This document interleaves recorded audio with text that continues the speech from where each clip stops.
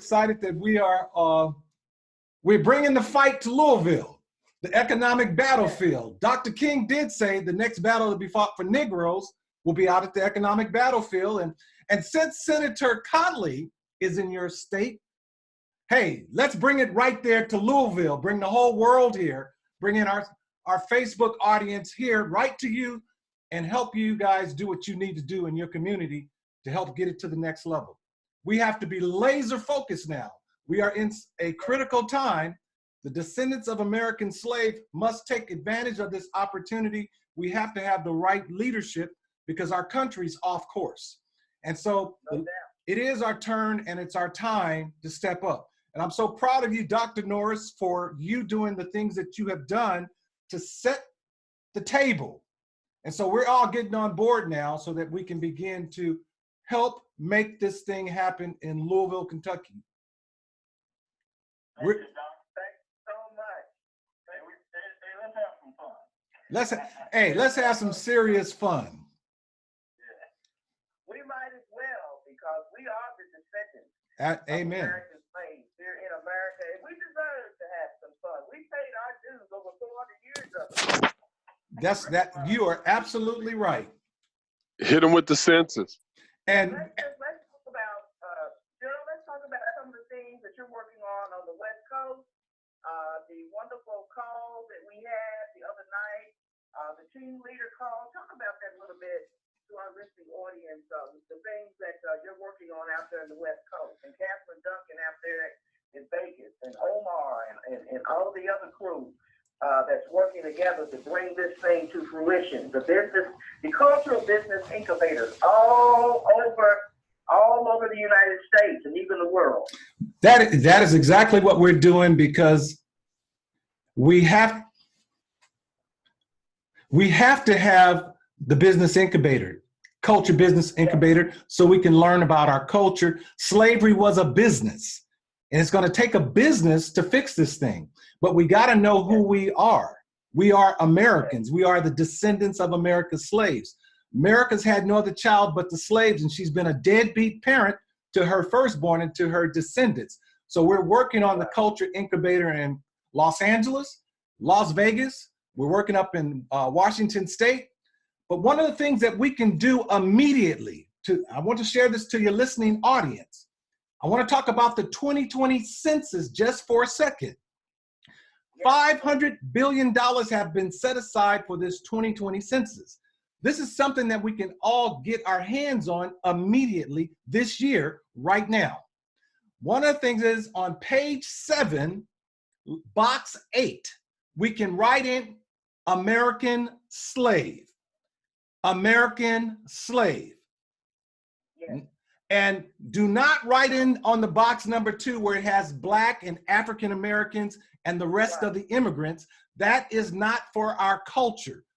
That document is misleading. Yes. What we want to do is on page 7 of the census, box 8, write in American slave. We want to get our share of that $500 billion. If we're going to do it, we got to do it now because those monies have been set aside for the cultures to help to establish their programs to better the culture. The American slave culture there's only 2 races that are in the US Constitution, Indian and slave. And everyone has misrepresented our name. We want to do business in our culture name, slave. We have to be put in the economic pecking order so we can be able to get our resources so we can help the American slave culture. African Americans, that's an immigrant. You always put the country, those are from people that were birthed on the continent of Africa that came here legally by plane or boat and nationalized. You always put the country in front of America where you're born in.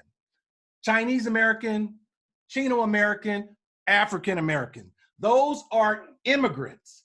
America bred slaves here on those 7 southern plantations.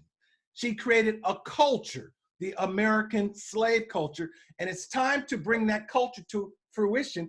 It is its turn and time. And I'm going to go spiritual on you since I'm the prime minister. God said the last shall be first.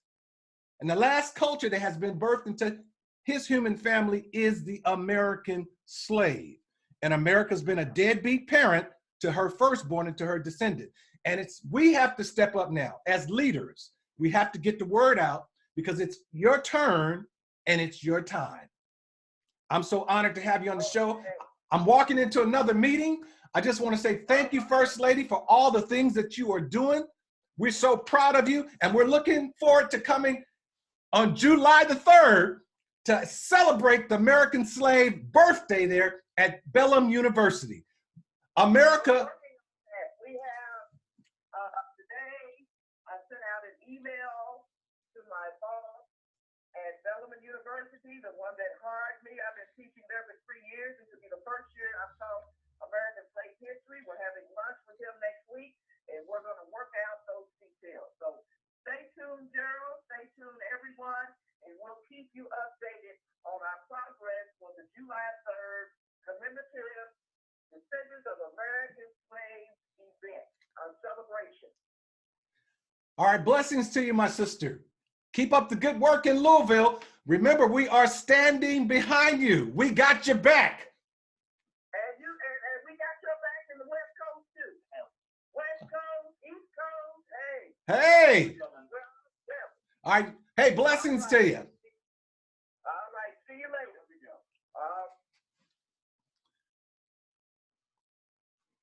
Aaron, you still there? I am. So what number did you call in? What number? Same number. Right. Okay. Same That number. was Prime Minister Gerald Higginbotham live from Los Angeles, California, the West Coast. And that brother is working fiercely for the descendants of American slave movement, the American slave culture. It's so important. I'm so glad to see folks on Facebook today that's chiming in